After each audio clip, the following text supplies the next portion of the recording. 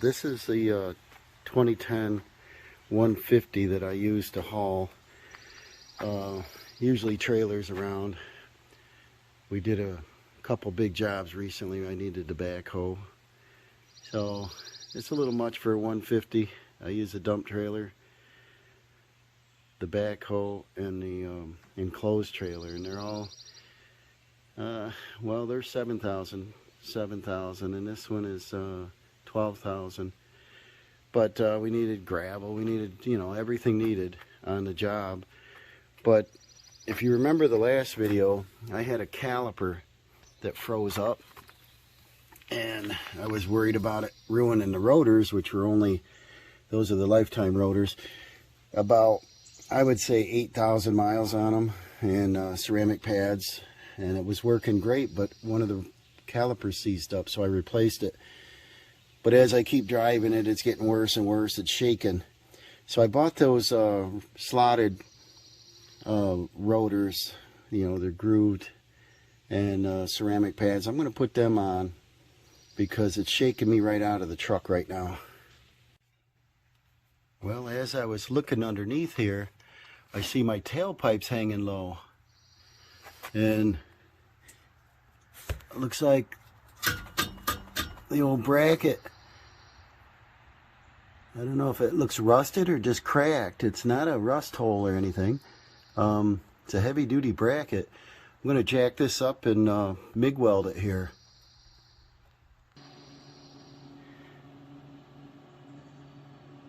Let's see if I can get a good tack on it without doing a lot of grinding. Let's see what we get here. I jacked it up with a floor jack. I definitely don't want my exhaust falling off. It's fairly quiet now. I like to keep the truck quiet. If I can get in here and get a good spot on it. Looks like I can, so let's see what we got. A little hard to see up under here.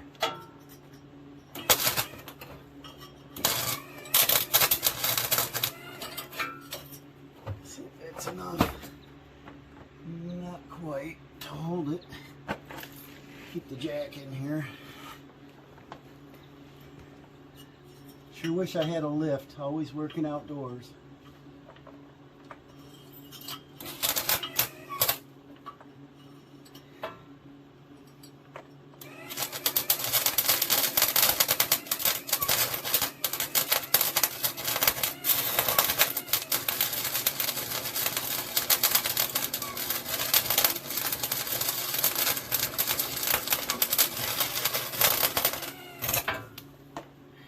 This side doesn't look too bad. I think I'll get it in like 4 points.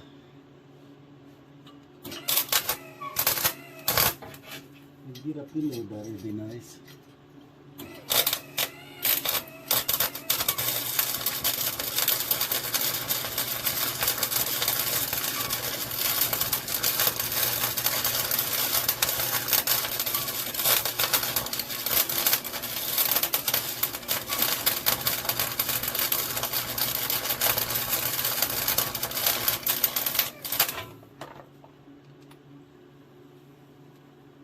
That might have done it. If so, I'll let this jack down.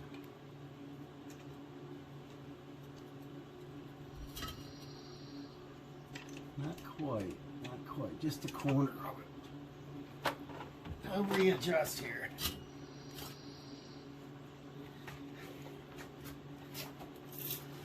It's hard to get under here. We've got a spare tire in the way and laying on the ground.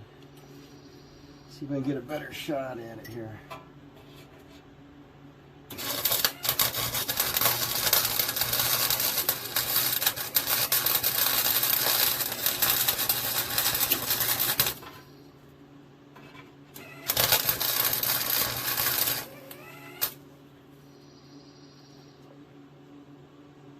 Getting better.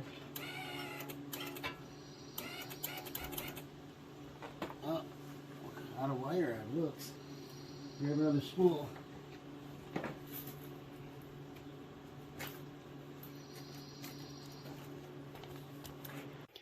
Alright, got the tire off. can't quite reach in here. So this gives me more access. You can see the new caliper, you can see the new rotors. You know, they look decent. Pads look decent, but they are warped. I don't know if they're cracked, but they are so bad, you know, I can't drive it. So I'm going to pop this off, see what we got. We got two 10mm. I just loosened them. Pop them off, get that caliper off there. Alright, the caliper come right off pretty easy because it's brand new. Sliders come out. See, the pads are brand new. It's just done not too long ago. And the damage was done to the rotors. We get the rotor off there. See, the rotor looks pretty good. Not too much e-brake dust. No cracks. I don't see anything visible on this side. The e-brake's look in good shape. The hardware's good. So this might be pretty simple. I'll just open up the new packages and see what we got here.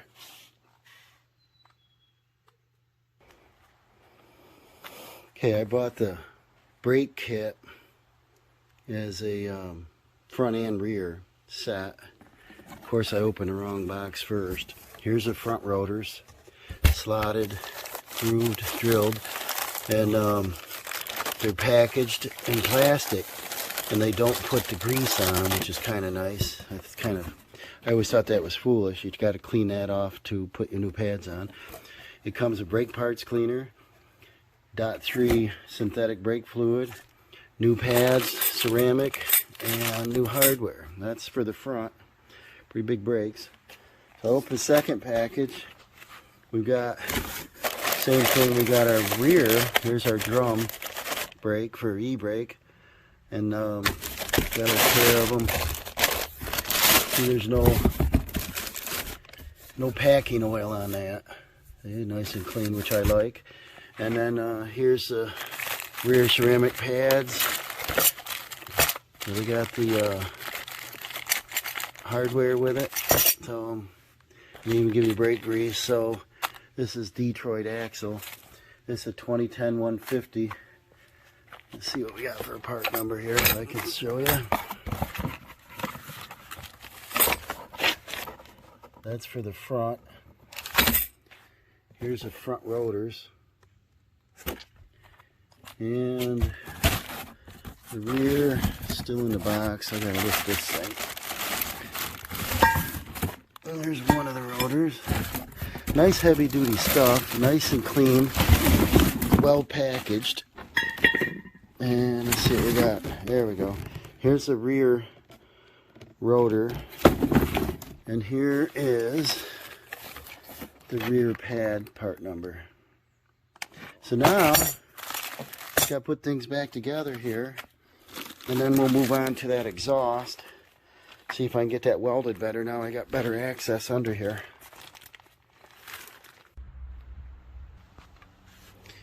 Okay, I just popped off the pads, and as you can see, they're like brand new. You know, the pads didn't disintegrate, but when I was towing, it was shaking. I was a little worried about stopping down the bottom of the hill. And but the pads stayed in good shape. I popped them out. And like I said, this is a new caliper because one seized up on me. Couldn't even hardly move the truck. I got a little, my old caliper piston pusher here. And then we put this in there. Can use pliers if you're careful. C-clamp if you're careful. Use the old pad. Just crank this in.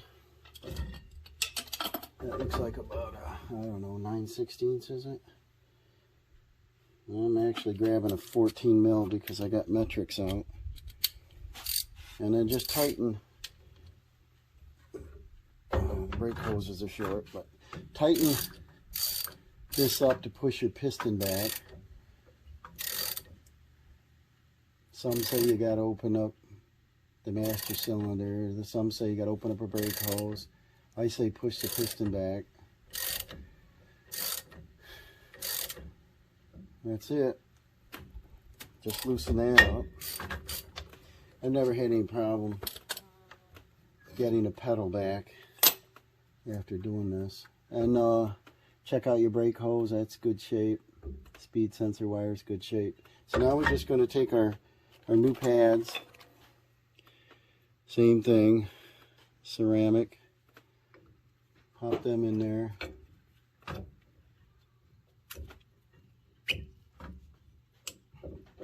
Sometimes you got to give it a tap.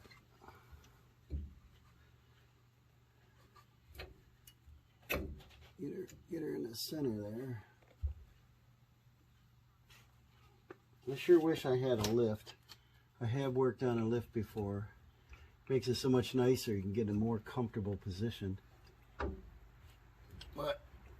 And you can see a whole lot better.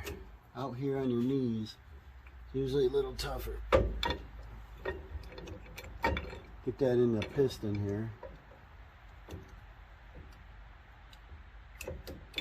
Squeeze those clips in. Get it there, started.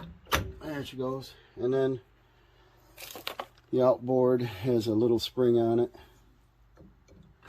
If the other one was to the front, I'll put this one to the front. And that's it. And then, so that's loaded now. Keep that up here so you don't have any tension on your hose. It comes with new slides. Stainless steel. So we tap, get that started, and then tap them on there. Just get that down. You can get it on there even.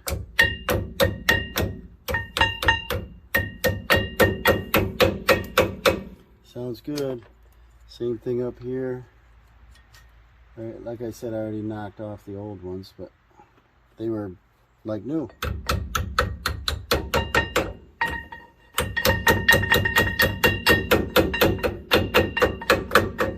I put the slotted rotors and everything on the car, put new calipers on that, and then I did my mother's Subaru. The car I have is a Traverse, and I've been buying the Detroit Axle brand for a few years now, and I have good luck with it. But I'm rough on brakes because I'm towing all the time. I don't drive fast, but I'm weighted usually. So that's it. It comes with a little bit of brake lube. And if I get it open, we'll put a little dab of that on there.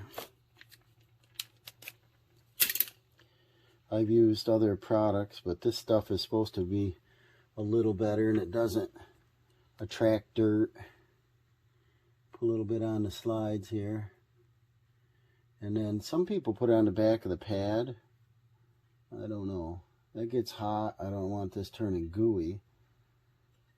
So I'm just going to put it there.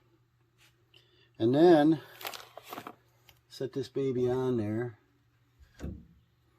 Makes it pretty simple install on this side. We'll push our slides back. They're already lubed up nice. Make sure you don't twist your brake hose. And let's see what we got here.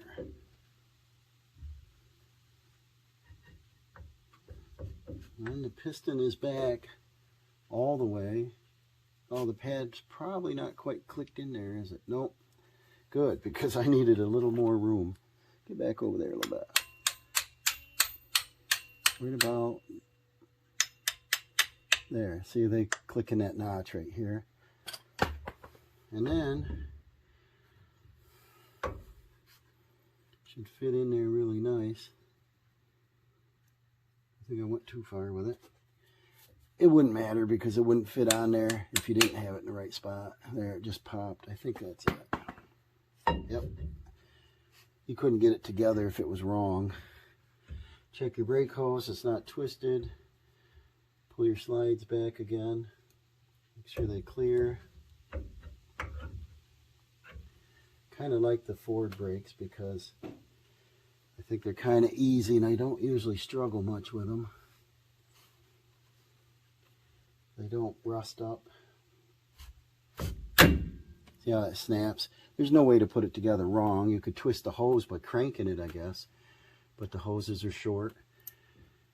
And then that's about it. We'll just put the bolts back in, and they're all lubed up because they were new. They're 10 millimeter.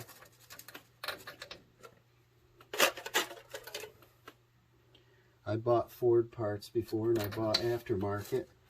Some of the aftermarkets are better. I know on the Subaru, some of the parts I don't like factory because they don't last very long. A lot of their brake components just don't make it more than 40,000. I remember brakes used to go a long time, like a whole set of tires, but